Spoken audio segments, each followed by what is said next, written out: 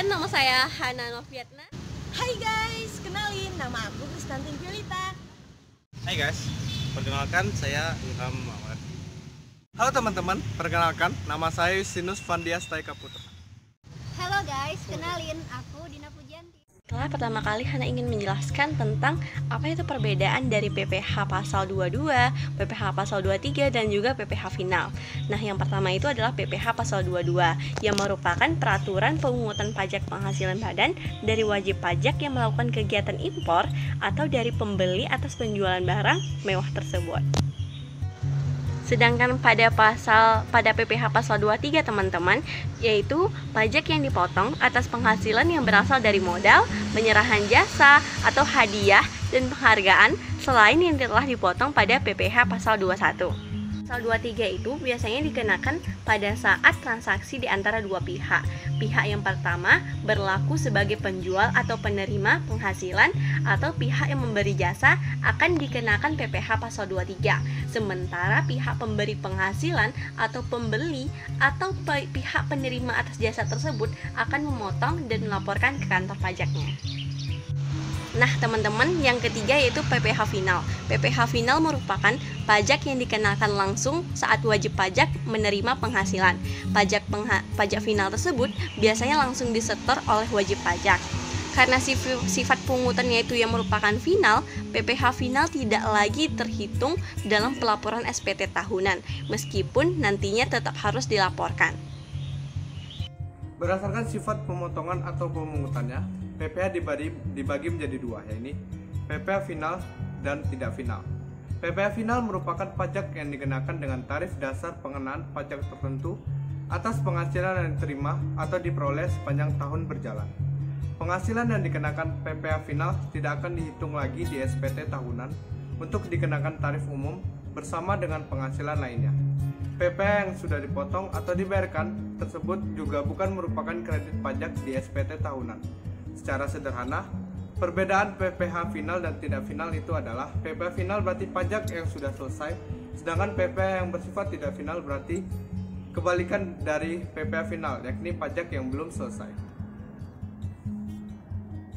Berikut ada beberapa perbedaan antara PPh final dan PPh tidak final. Yang pertama, pada PPh final, penghasilan tidak digabungkan dengan penghasilan lain yang dikenakan tarif umum dalam SPT tahunan PPh badan. Sedangkan pada PPh tidak final, penghasilan digabungkan dengan penghasilan lain yang dikenakan tarif umum. Lalu yang kedua, pada PPh final, biaya sehubungan untuk menghasilkan, menagih, dan memelihara penghasilan yang dikenai PPh tidak dapat dikurangi. Sedangkan pada PPh tidak final, biaya tersebut dapat dikurangkan. Lalu yang terakhir itu ada, pada PPh final, bukti potong PPh tidak dapat diperhitungkan sebagai kredit pajak bagi pihak yang dipotong atau yang dipungut. Sedangkan pada PPh tidak final, bukti potong dapat diperhitungkan sebagai kredit pajak bagi pihak yang dipotong atau dipungut. Halo teman-teman, di sini aku bakal ngejelasin tentang pemungut PPh pasal 22, pemotong PPh pasal 23, dan pemotong PPh pasal 4 ayat 2. Pemungut PPh pasal 22. Berdasarkan Peraturan Menteri Keuangan Nomor 224/PMK 011/2012 tentang perubahan atas Peraturan Menteri Keuangan Nomor 154/PMK 03/2010 tentang pemungutan pajak penghasilan pasal 22 berkaitan dengan pembayaran atas penyerahan barang dan kegiatan di bidang impor atau kegiatan usaha di bidang lain, maka pemungut PPh pasal 22 diantaranya ialah: yang pertama, Bank Devisa dan Direktorat Jenderal Bea dan Cukai atas impor barang. Yang kedua, Bendahara Pemerintah dan Kuasa Pengguna Anggaran atau KPA sebagai pemungut pajak pada pemerintah pusat, pemerintah daerah, instansi atau lembaga pemerintah, dan lembaga negara lainnya yang berkenaan dengan pembayaran atas pembelian barang. Yang ketiga, bendahara pengeluaran berkenaan dengan pembayaran atas pembelian barang yang dilakukan dengan mekanisme uang persediaan. Yang keempat, kuasa pengguna anggaran atau pejabat penerbit surat pemerintah membayar yang diberi delegasi oleh kuasa pengguna anggaran berkenaan dengan pembayaran atas pembelian barang kepada pihak ketiga yang dilakukan dengan mekanisme pembayaran langsung. Yang kelima, badan usaha milik negara, yaitu badan usaha yang seluruh atau sebagian besar modalnya dimiliki oleh negara melalui penyertaan secara langsung yang berasal dari kekayaan negara yang dipisahkan, meliputi yang pertama ada PT Pertamina Persero, PT Perusahaan Listrik Negara Persero, PT Perusahaan Gas Negara Persero, TBK, PT Telekomunikasi Indonesia Persero TBK, PT Garuda Indonesia Persero TBK, PT Pembangunan Perumahan Persero TBK, PT Wijaya Karya Persero TBK, PT Adikarya Persero TBK, PT Hutama Karya Persero, dan PT Krakatau Steel Persero. Yang kedua ada bank-bank badan usaha milik negara. Yang ketiga, berkenaan dengan pembayaran atas pembelian barang dan atau bahan-bahan untuk keperluan kegiatan usahanya. Selanjutnya yang keenam ada badan usaha yang bergerak dalam bidang industri semen, industri kertas, industri baja, industri otomotif, dan industri farmasi atas penjualan hasil produksinya kepada distributor di dalam negeri. Yang ketujuh, agen tunggal pemegang merek atau ATPM, agen pemegang merek atau APM, dan importir umum kendaraan bermotor atas penjualan kendaraan bermotor di dalam negeri. 8. Produsen atau importir bahan bakar minyak, bahan bakar gas, dan pelumas atas penjualan bahan bakar minyak, bahan bakar gas, dan pelumas. Pemotong PPh pasal 23 diantaranya sebagai berikut: badan pemerintah, subjek pajak dalam negeri, penyelenggara kegiatan, bentuk usaha tetap, perwakilan perusahaan luar negeri lainnya, dan wajib pajak orang pribadi dalam negeri tertentu yang ditunjuk Direktur Jenderal Pajak. Pemotongan PPh pasal 4 ayat 2 dilakukan oleh pihak pemberi penghasilan. Wajib pajak badan ditunjuk untuk memotong PPh pasal 4 ayat 2, sedangkan wajib pajak orang pribadi tidak ditunjuk untuk memotong PPh pasal 4 ayat 2. Nah, dengan demikian, apabila wajib pajak menerima penghasilan yang merupakan objek pajak PPh pasal 4 ayat 2 dan pihak pemberi penghasilan adalah orang pribadi yang bukan pemotong, maka wajib pajak tersebut harus menyetor sendiri PPh pasal 4 ayat 2. Contohnya, dalam transaksi sewa atau penjualan properti tanah dan atau bangunan. Pemotong PPh pasal 4 ayat 2 diantaranya koperasi, penyelenggara kegiatan, otoritas bursa, bendaharawan. Oke teman-teman, di sini saya akan menjelasin tentang subjek pajak, yaitu subjek pajak pasal 22, subjek pajak pasal 23, pasal dan pasal 4 ayat 2.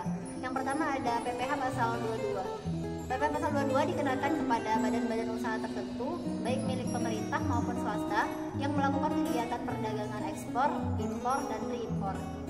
Secara spesifik, subjek pajak PPh pasal 22 meliputi yang pertama ada badan usaha seperti industri semen, kertas, baja, otomotif, dan farmasi.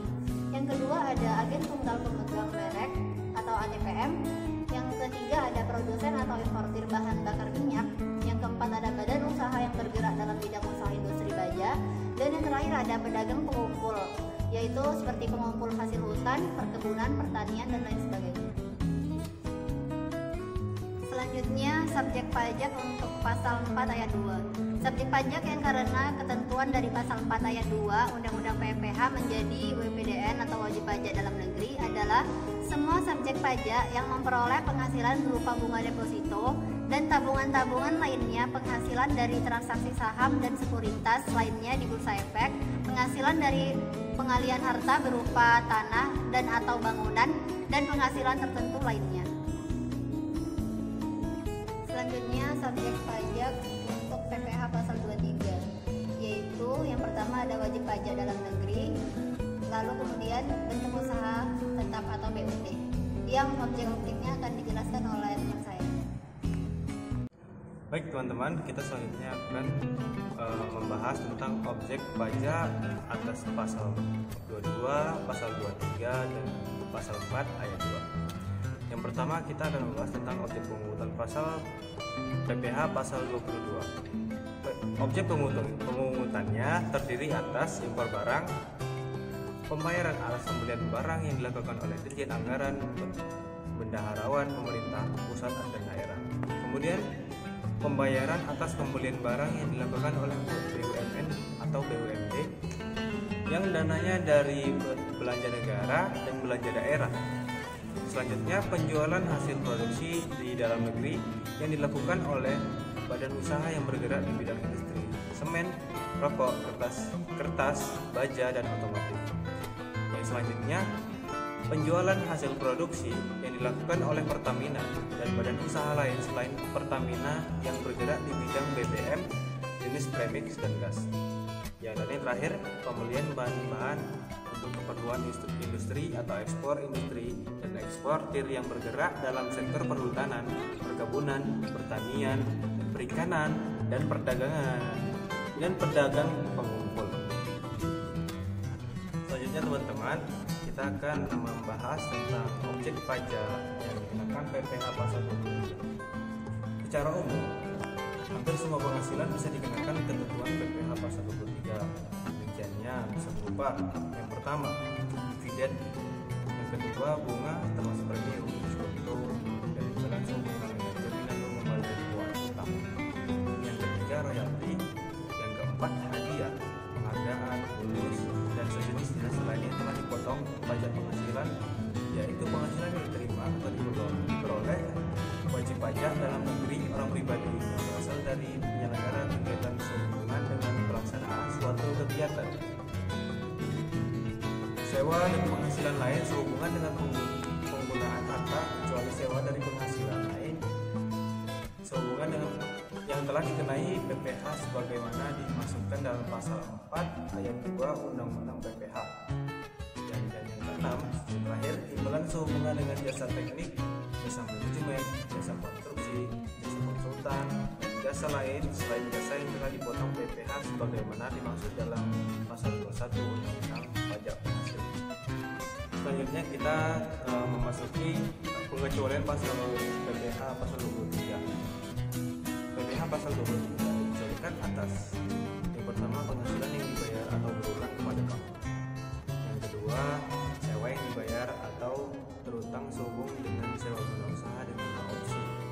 Dan yang ketiga, dividen atau bagian laba yang diterima atau diperoleh perseroan terbatas sebagai wajib pajak dalam negeri, koperasi, BUMN atau BUMD, dan penyertaan modal pada badan usaha yang didirikan dan bertempat kedudukan di Indonesia dengan syarat dividen berasal dari cadangan laba yang tahan bagi persen terbatas BUMN atau BUMD kepemilikan saham pada badan yang memberikan dividen paling rendah 25% dari modal yang disetor.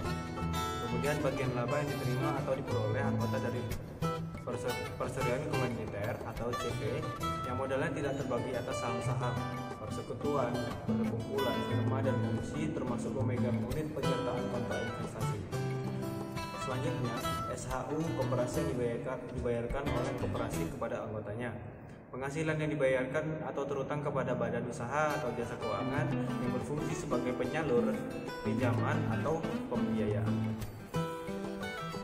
Baik, selanjutnya teman-teman, kita akan membahas tentang objek PPh pasal 4 ayat 2. Objek PPh pasal 4 ayat 2 adalah penghasilan atau pendapatan berupa peredaran bruto. Objek penjualan berupa sebuah usaha di bawah 4,8 miliar rupiah dalam 1 tahun masa pajak. Kemudian bunga dari deposito dan jenis-jenis tabungan, bunga dari obligasi dan obligasi negara, dan bunga dari tabungan yang dibayarkan oleh koperasi kepada anggota masing-masing. Selanjutnya, hadiah berupa lotre atau undian. Yang selanjutnya lagi, transaksi saham dan surat berharga lainnya, transaksi derivatif perdagangan di bursa, dan transaksi penjualan saham atau pengalihan ibu kota mitra perusahaan yang diterima oleh perusahaan modal usaha. Dan selanjutnya, transaksi atas pengalihan aset dalam bentuk tanah dan atau bangunan, usaha jasa konstruksi, usaha real estate, dan sewa atas tanah dan atau bangunan. Dan yang terakhir, terakhir, pendapatan tertentu lainnya, sebagaimana diatur dalam atau sesuai dengan peraturan pemerintah.